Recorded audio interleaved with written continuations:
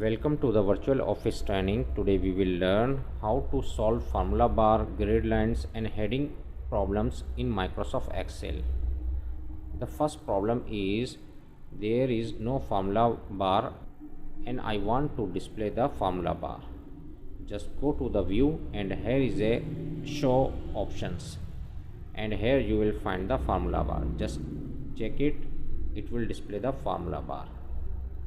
The second problem is there are no grid lines in this sheet and I want to show the grid lines.